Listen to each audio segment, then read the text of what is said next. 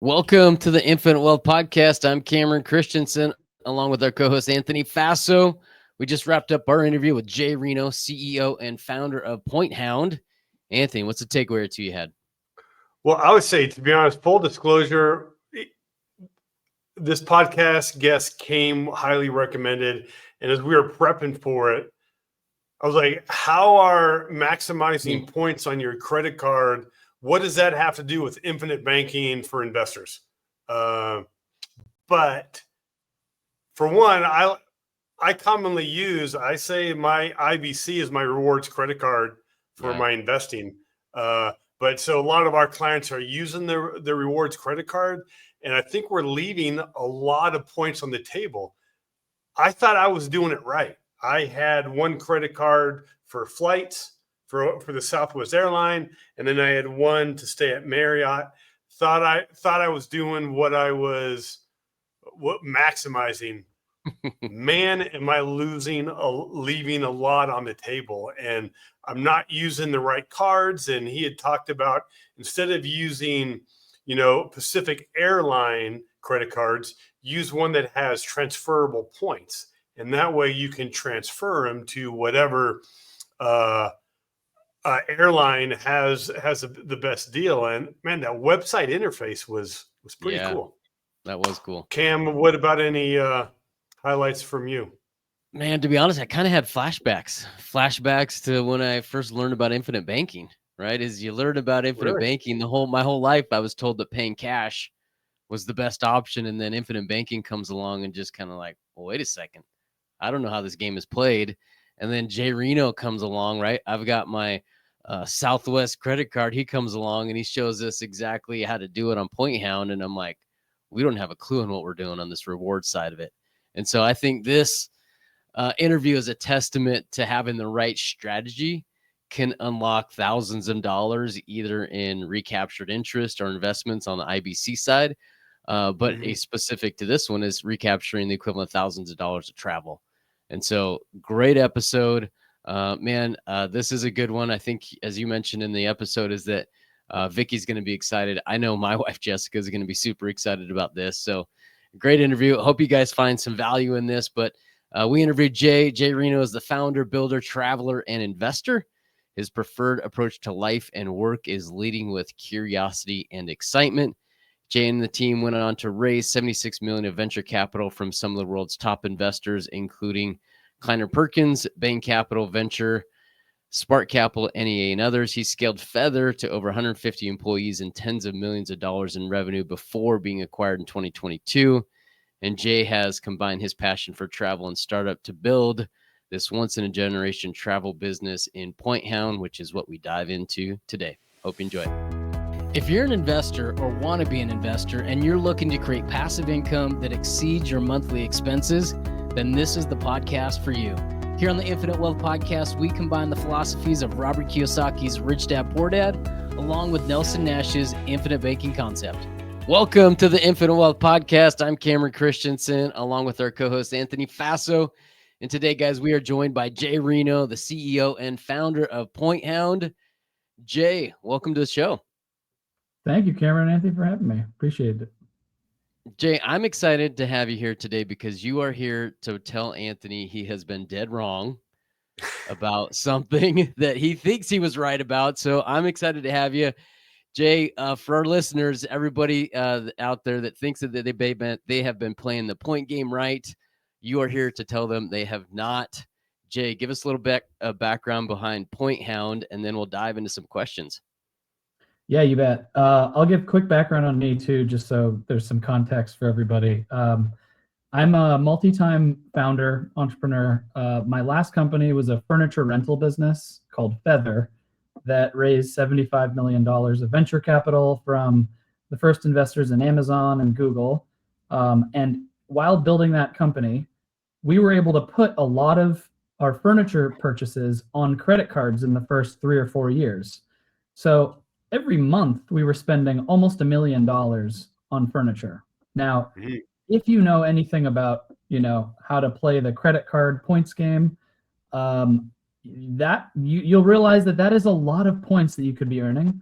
But as I was doing that for the first few years, I had no idea what I was doing. I was putting purchases on the wrong cards, earning very few points relative to what I could have been doing just by using the right card. And as such, did end up with a lot of points, and did end up building a company to try and help people figure out how to earn points and then redeem their points in the maximal way. So not all was lost. I did earn about 20 million points, but it could have been like 50, which would mean unlimited business class probably for the rest of my life. But, I was a bit of an idiot and realized that most people, 99% of people, have not figured this game out yet. So I built Point Hound to help the average person who has a credit card or who wants to get credit cards and likes to travel and wants to turn those points into lots of free flights, whether economy with your family or business class. We help you do all of that and completely free. Well, that's cool, Jay. I'm looking forward to you reinforcing what Cameron said on how what I thought I was doing right, that I was doing wrong. But can you give us a breakdown of how these credit cards really work? And I know there's different points. There's airline miles, there's cash back, and then something you've enlightened me to is transferable points. Can you break those down for us? Yeah, absolutely. So there's really a few different kinds of credit cards. And everybody, I would imagine, has a credit card or a debit card. What's nice about credit cards is when you swipe a credit card, you earn either cash back. So that could be 1% cash back across the board, maybe 1.5% cash back, or you can earn points. So different kinds of cards earn points. You might have a Chase Sapphire Preferred card or a Chase Sapphire Reserve card, say an Amex Gold card or an Amex Platinum. Those cards earn what we call transferable points. So when you earn points on those cards, you can do a lot of things that you want with those points. You could turn them into cash back if you wanted to. You could turn them into gift cards. Or what you can do is you can turn them into airline miles by taking your points and transferring them to airline miles. So that happens to be by far the best use of your points. And I could quickly share my screen to show you just a very simple graphic of how this works, because this is kind of like the basis for the points game. So let me quickly pull that up. I'll also tell the listeners what we're seeing here and quickly walk through it. But can everybody see my screen who is watching? Let's see. Yep, I got it. Great. Yep. So basically, if you have, let's say, 100,000 points on a credit card, and those credit cards earn transferable points like the ones from Amex, Capital One, Citi, Chase that we've just talked a little bit about. You can take your points. Let's say you had 100,000 points, and you can take those points and do a variety of different things with your points. Everyone can do this. You can take your 100,000 points and turn it into about $600 worth of statement credit, which is effectively like cash back to you. $600 is a lot of money. I mean, yeah. That's not anything to sneeze at, but it's the trade-off. You could get $600 of cash, which you can use to anything, or you could get about $750 worth of gift cards, say to Airbnb or whatever, Uber.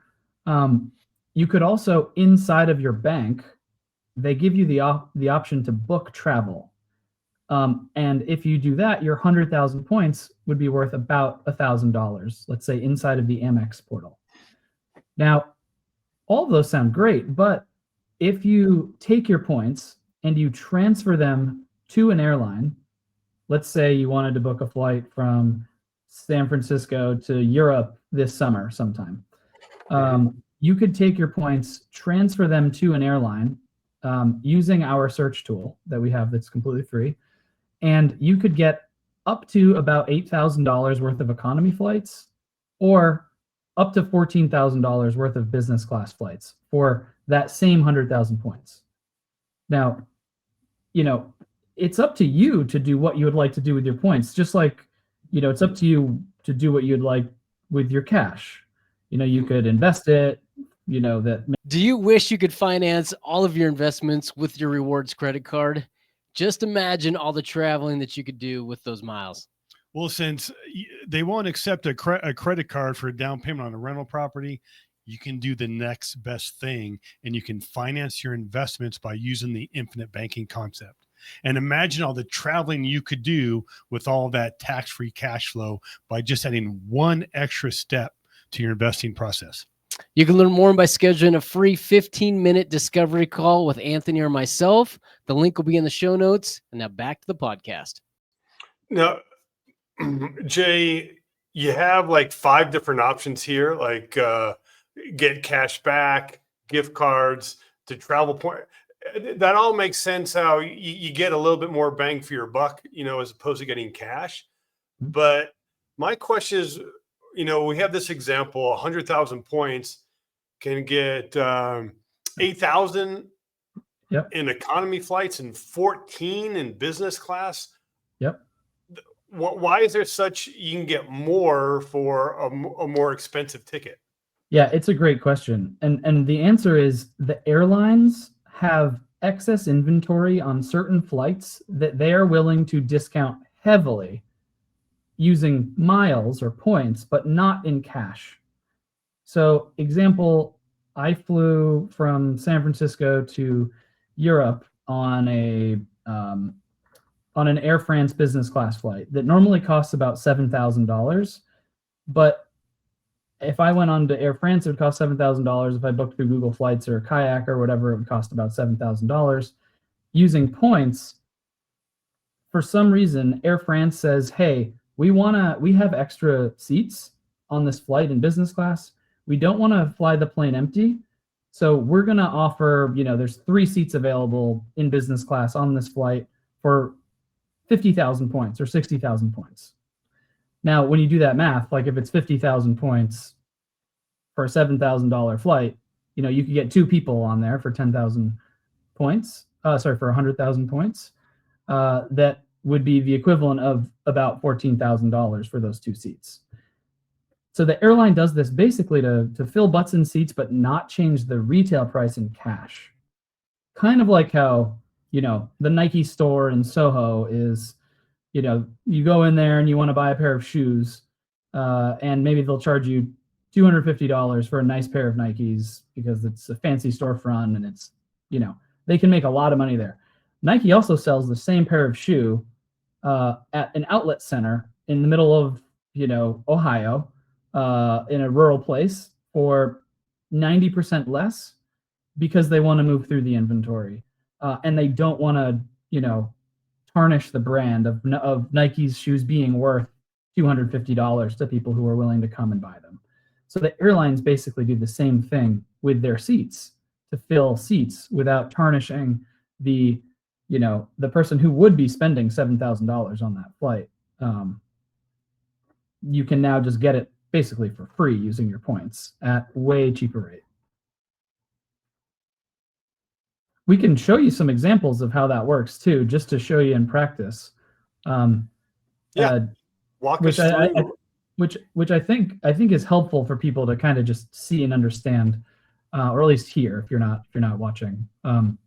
But on our screen here on pointhound.com, right on the homepage, there's this top deal search that allows you to put in, whatever search parameters you want. In this case, we have San Francisco to anywhere in Europe.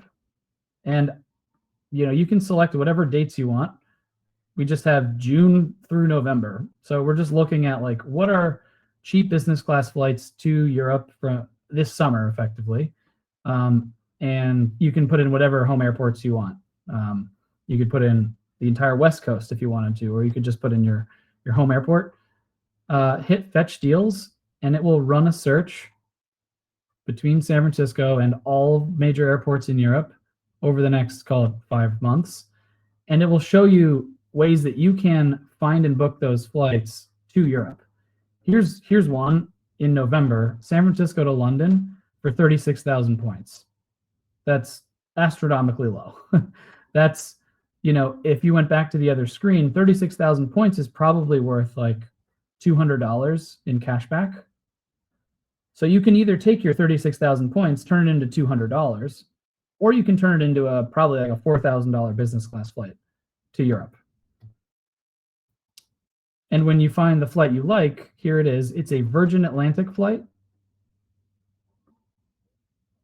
And you can book this flight. It's a Virgin Atlantic flight, business class, 11 hours, 25 minutes. So it's not a short flight. And you get lie flat business class seat. You can book this flight by taking your Chase points and transferring them to Virgin Atlantic. Or if you have a Bilt card, a Citi card that earns points, or a Wells Fargo card, you can also take those points and transfer them to Virgin Atlantic to book that flight. Now, one thing you might see here is if you have Bilt, Citi, or Wells Fargo points, it's 45,000 points that you would need to transfer from your bank to Virgin Atlantic Flying Club. But if you have Chase points, Chase is running a promotion right now where if you transfer from Chase to Virgin, you only actually need to transfer 36,000 points to then book this flight in business class. And here it shows the number of seats that are left. There's 9+ seats left at this price. So what Point Hound did is we built a search engine like Google or Kayak that helps you find and book these flights by searching as many permutations as you can to then surface the best and cheapest way to actually book this flight. Jay, we can feel free to pick on me because I thought I was doing this right. I had one credit card, Southwest, like that was my airfare, and then another credit card with the Marriott.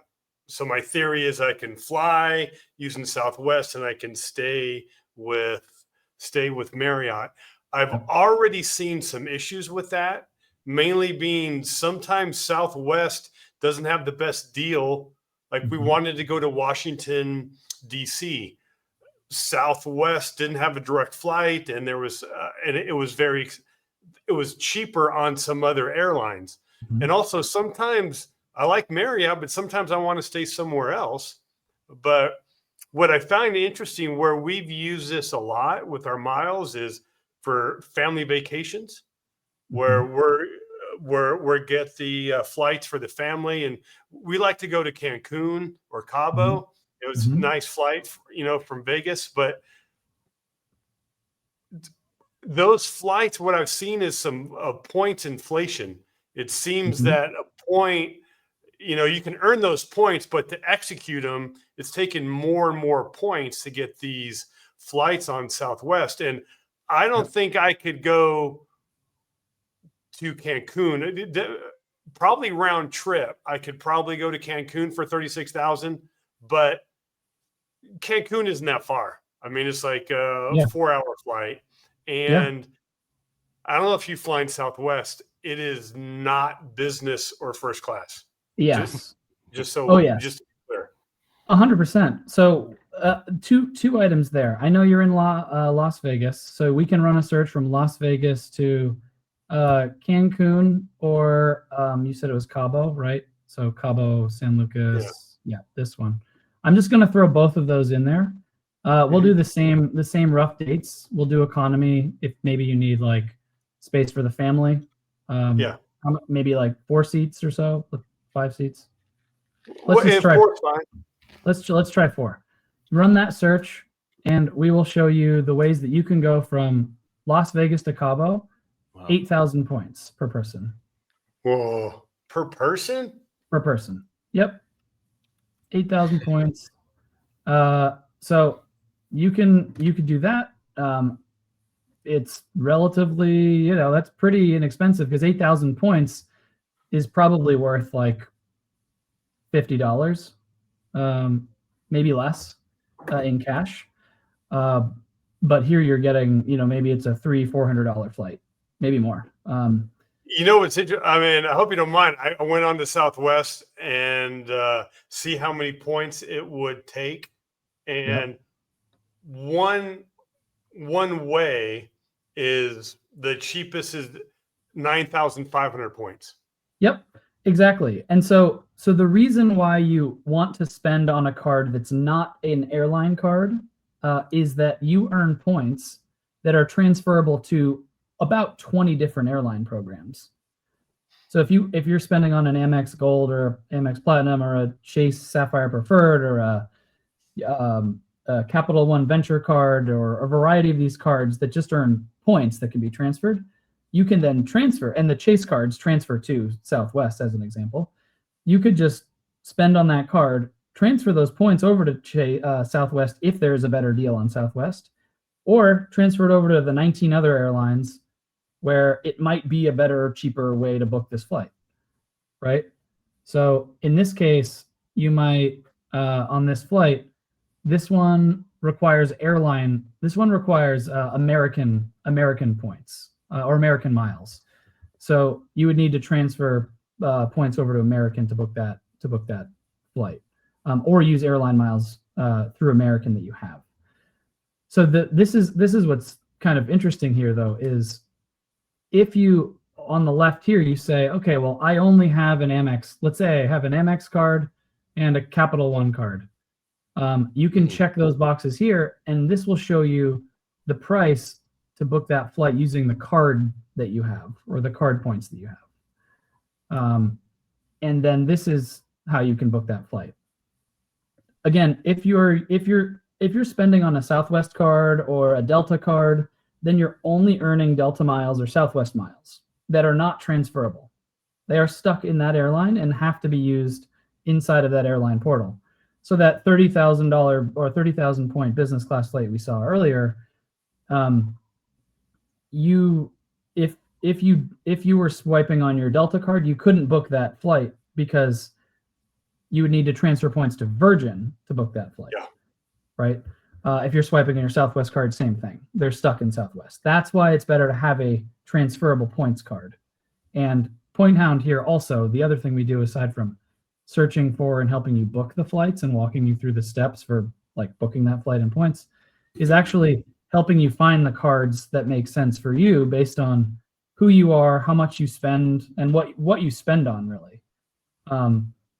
So we could use Anthony as an example. So Jay, like, we all know Cameron spends a lot of money on his Paul Mitchell hair products. Yes. So is there a card that would get more points buying hair products as opposed to something else?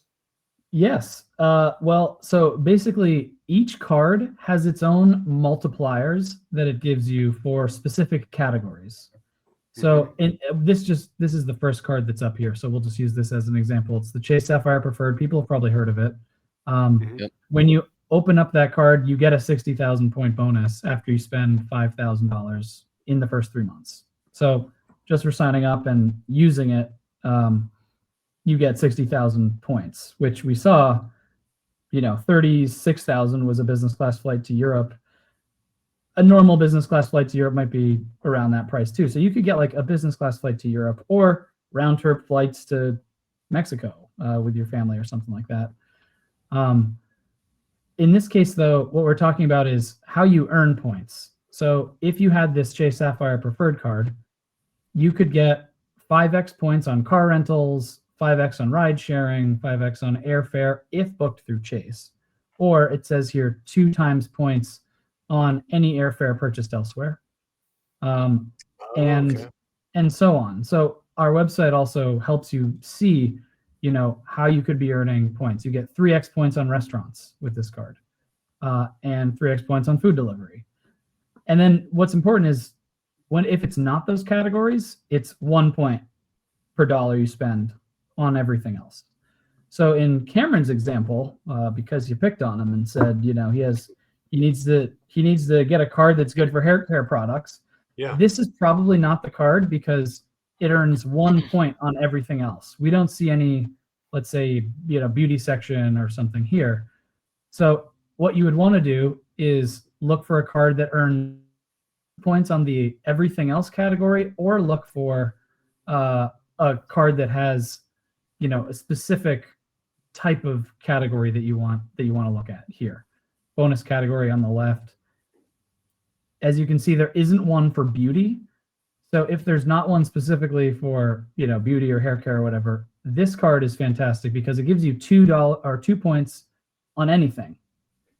So it'd be a good card for someone who is spending a lot on things that don't fit into these, very large categories that most people would be spending on.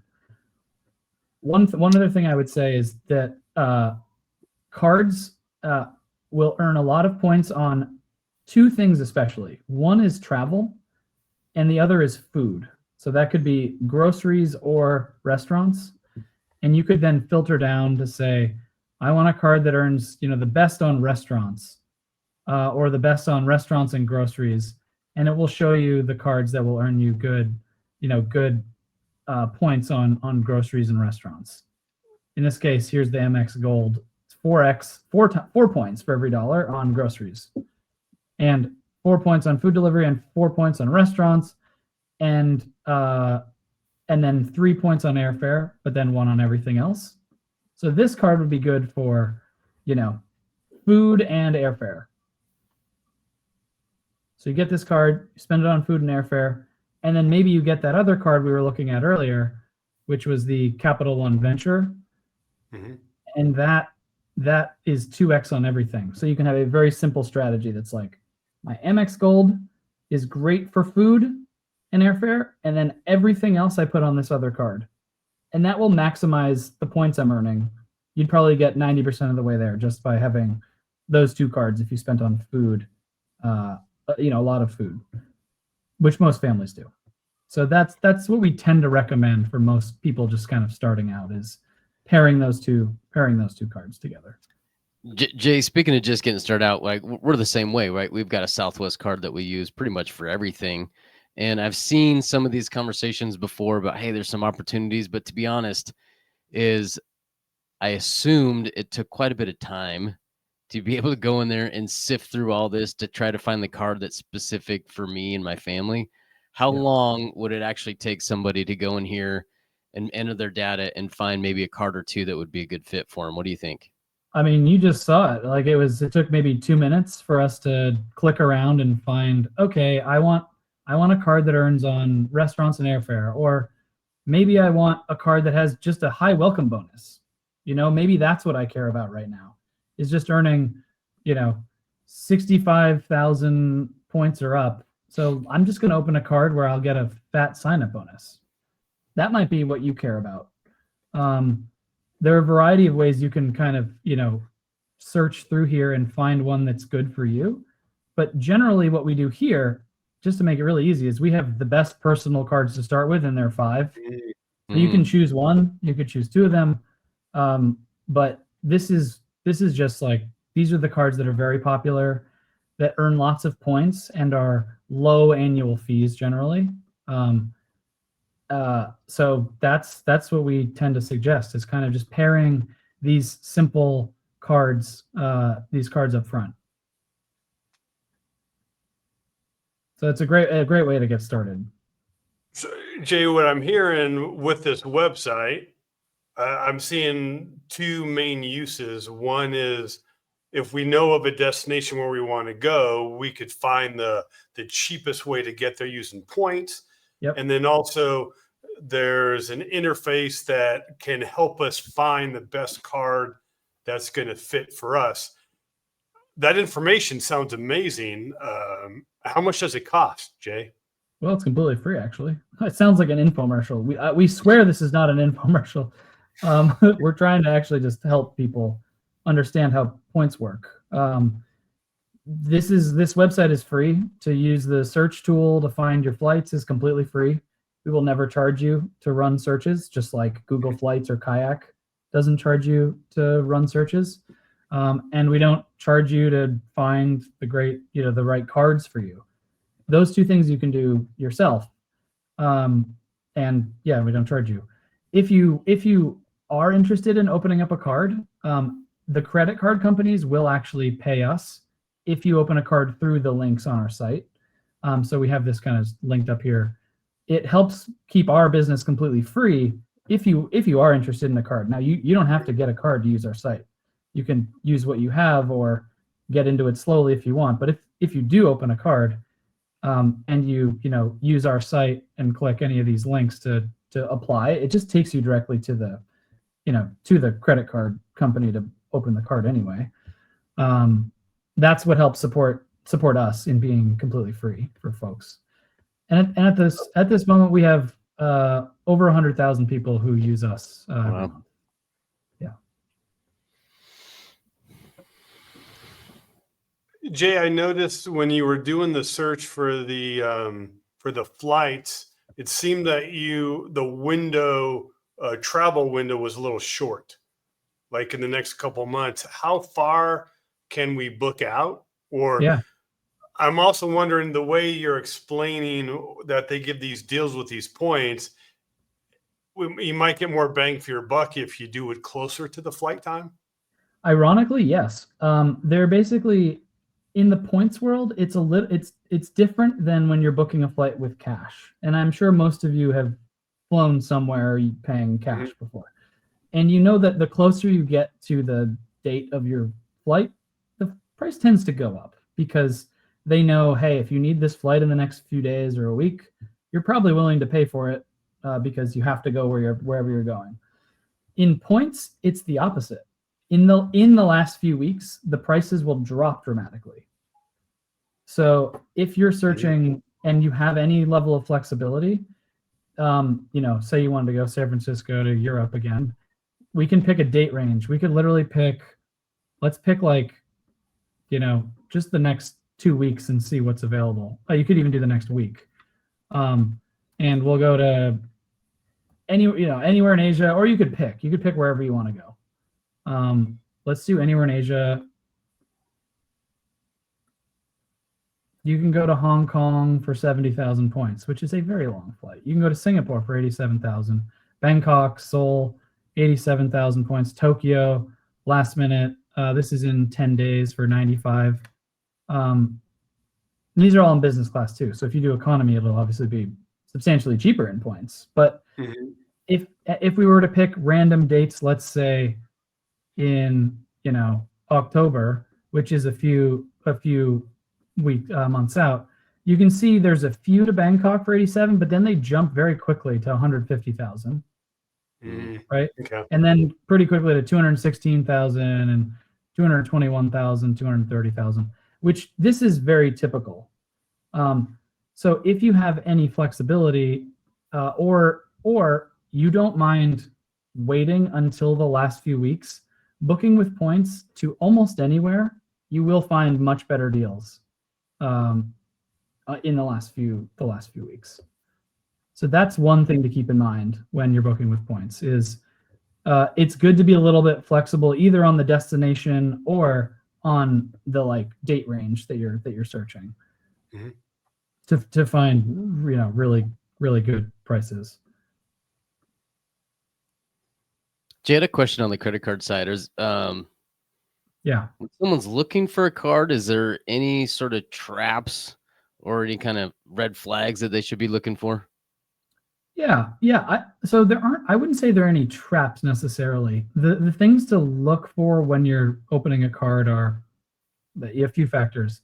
The first, a lot of people tend to hone in on the annual fee of that card. I tend to notice it, but kind of throw it out and just really match it to what the sign-up bonus is as the first step.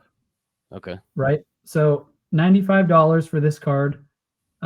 When you spend on things you're going to spend on otherwise, you don't open a card to just, dump money onto it for no reason. You should always open up a card and when you're spending on a card, pay it off in full every month. If you don't, then the companies will charge you interest, and that's kind of what they're hoping. What you should do is treat your credit card like a debit card and just pay it off every month. Don't spend more than you have, and just set it to auto pay at the end of each month or whenever the billing cycle is. That's probably number one in this world, is just make sure you're not running up credit card debt, because you won't win substantially if you do that. If you do that, then this whole world opens up and you can choose a card that has an annual fee that seems reasonable relative to the points that you're earning. So let's do the quick math on this. $95 annual fee, 60,000 points. Well, we saw over here that, let's say 60,000 points, we'll use 50 just as a rough equivalent, could get you, you know, anywhere in this range, right? You could get gift cards of 375 if you really didn't want to fly, or you could get economy and business class flights of in the thousands of dollars worth of value. So just for spending $95, you get thousands of dollars of flight value. Is that worth it? I mean, I would think so. To most people, that's the math. That's the first math you do. And then if you want to look at a card that's even more expensive, like the Amex Gold, where some people look at it and say, ooh, $325 like per year, that's a lot. $325 relative to the thousands of dollars worth of flights you're going to get for just signing up for this card is very valuable. And then the kicker on that is you're also earning 4 points for every dollar you spend. So I don't know, one of you guys, how much do you and your family spend on food each month? Just rough estimate. Groceries plus restaurants. I don't know. My wife, but would. I'd probably say at least $2,000. I was going to say 3. Yeah, 3,000. I'd say about 3,100. 3,200 is what we spent. 3,300, I think. 34. 34. Yeah. Well, let's make the math easy. Let's just pick 3,000. So 3,000 a month on food. 3,000 a month on food times 4 points for every dollar means 3,000 times 4 is 12,000 points that you're earning per month just on food. Now multiply that by 12 months in a year. That's 144,000 points that you're earning just by using this card for food. So 144,000 points, which we've seen the value of that, right? Yeah. There's a lot you can do with 144,000 points. You know, a lot. And you also get the sign-up bonus of 60,000. So let's just say 144,000 plus your sign-up bonus. In your first year, you're earning 200,000 points just on food. That's a lot, you know. That in this case could be worth up to, you know, $16,000 worth of flights in economy. Shane, I got to ask, on the sliding scale, we've been kind of down here over to the left-hand side on the small end of it. How high does this scale go? And how would someone acquire, you know, close to what it looks like, maybe 1 million or more points? Yeah, I mean, most people tend to not spend their points. When they have their credit card, they just sit in their credit card account and don't spend them. So a lot of people have over 100,000 just sitting there. Most people have like 100, 200, 300,000 points, honestly, just sitting there because we don't know what to do with them. They don't feel like they're worth much and they just kind of sit there and rot. Well, this tool helps you find and book flights and actually use those points for, again, our focus is on flights because that's just the best value. You can use it on whatever you'd like. You know, we don't want to shame you for turning it into a gift card if you really don't want to book a flight with it. But if you do want to travel with these points, we recommend using either our tool or, you know, just because it's free and helps you find flights that give you great value. Also, the easiest way to get started too is most people don't know what, like we were showing you, you know, this flight's 75,000 in business. This is 30. This is whatever.